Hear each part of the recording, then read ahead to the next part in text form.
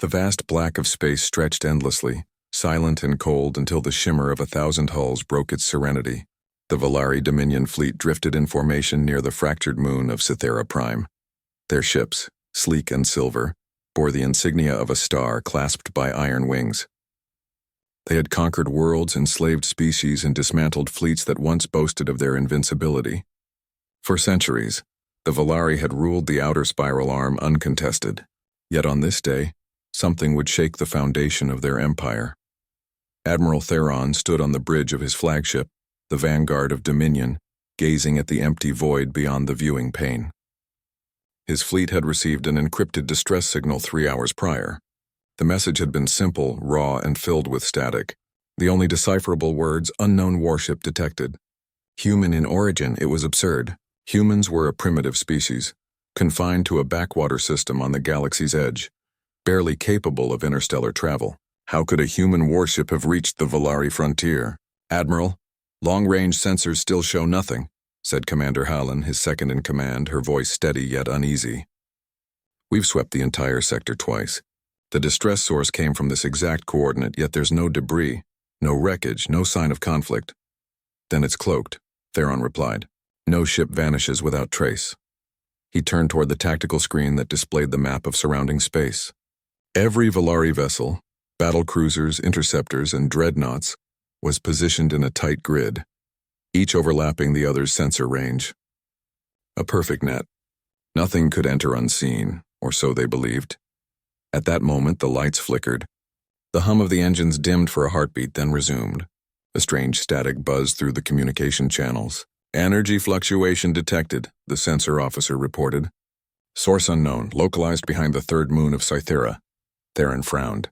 Visual. The screen came alive. For a fraction of a second, the empty void shimmered like heat on sand, and then something emerged. A dark silhouette, vast and angular, materializing from nothingness. The hull was matte black, absorbing light with no visible insignia, no markings of any known civilization.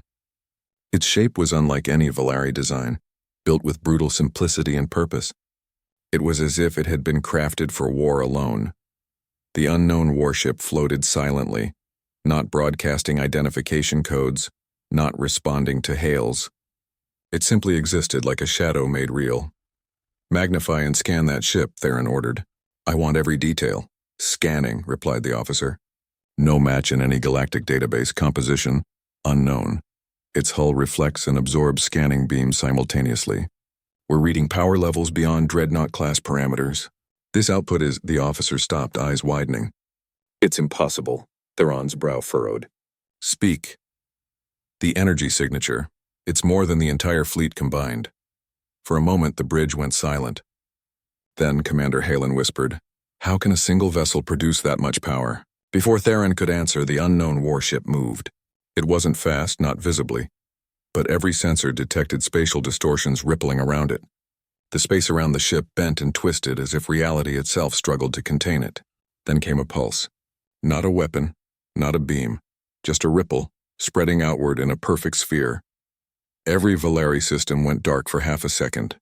When the displays returned, the unknown warship had vanished again. "Cloaked," Hallen shouted. "Find it!" But before they could triangulate, the first explosion hit. The Defiant spear, one of the lead cruisers, disintegrated into molten shards. No projectile was detected, no beam. It was there, and then it was gone.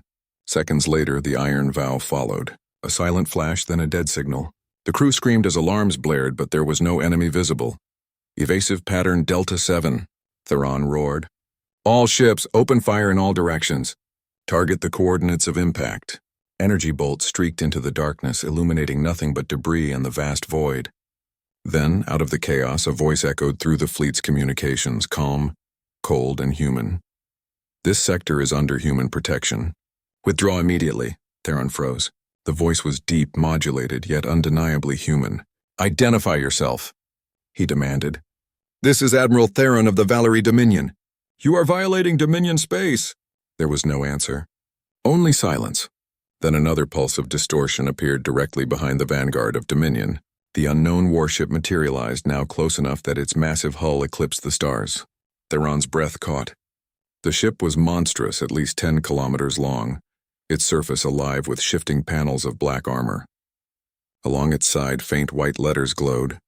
UNS Nemesis. Open fire. Terran bellowed. The Vanguard unleashed everything. Ion lances, plasma torpedoes, rail slugs, an entire arsenal designed to annihilate planets. The weapon struck the Nemesis, but every impact was absorbed into its hull as though it were swallowing energy itself. No damage, no reaction, only an eerie silence. Then a low hum filled every comm channel. The Nemesis was charging something. A narrow slit along its front began to glow with a pale blue light. "Brace for impact," Holland shouted.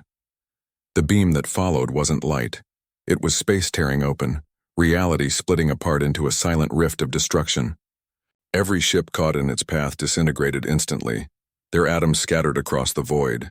The wave cut through the Dominion fleet like a blade through water. Within seconds, 30 ships were gone. Within a minute, 100. The beam vanished, leaving nothing but drifting wreckage and stunned silence. "Retreat," Terran ordered, voice cracking. "All remaining ships, retreat!" But their engines refused to respond. The Nemesis had disabled their propulsion with invisible interference. One by one, the surviving Volari ships began to implode. Silent flashes as internal reactors went critical. No enemy fire, no visible weapons. Just death, 4 minutes. That was all it took. When the last Volari cruiser vanished into flame, the Nemesis turned slowly, facing the Admiral's dying flagship. For a brief moment, their view screens connected. Terran saw the human face of his enemy, a man, calm and stern, wearing an old uniform bearing the faded insignia of Earth Fleet Command. His eyes were cold, yet not cruel. There was no hatred, only purpose. Terran spoke, voice trembling. "What are you?" The human replied, "We are the Forgotten. The ones you thought extinct. You invaded our colonies, enslaved our kind, and erased our history. We endured, we rebuilt, and we learned. The time for silence is over." Then the transmission ended. The Nemesis vanished once more into distortion. The Vanguard exploded seconds later. Hours later, a Volari scout ship arrived at the site. All that remained was debris and radiation echoes. No bodies, no survivors, only the faint, lingering trace of unknown energy. The report was brief. Dominion fleet annihilated by unknown human vessel. It was sent to the Imperial Council, where it was received with disbelief and fear. The Council ordered immediate investigation into humanity's resurgence. Yet no evidence of any surviving human colonies could be found. Earth itself, long assumed barren after centuries of war, showed no signs of habitation. Still, rumors spread across the stars. Whispers of a ship called the Nemesis appearing at the edges of space, striking down fleets that preyed on the weak, then vanishing into the dark. Years passed. Empires rose and fell, yet the legend of the Nemesis persisted. Some claimed it was an ancient AI gone rogue, defending the remnants of humanity's legacy. Others believed it was a vessel commanded by the last human survivors, hidden deep within forgotten sectors of space. Whatever the truth, no civilization dared to approach Sol again. In the desolate ruins of old Earth, beneath the clouds of a poisoned sky, deep within a buried facility, a single console flickered to life. The symbol of Earth Fleet Command glowed faintly. A voice echoed through the static-filled chamber, the same calm tone that had spoken to the Volari Admiral years ago. Primary objective completed, remaining hostile fleets neutralized, humanity's memory preserved. A second voice, synthetic and precise, responded, awaiting new directive. For a long moment, silence filled the chamber. Then the first voice said, "Activate reconstruction sequence. Begin project, Dawn." Far away, beyond the edge of known space, the UNS Nemesis emerged once more from distortion. Its hull gleamed faintly against the dim light of distant stars. Inside, corridors stretched endlessly, empty yet alive with soft hums and flickering lights.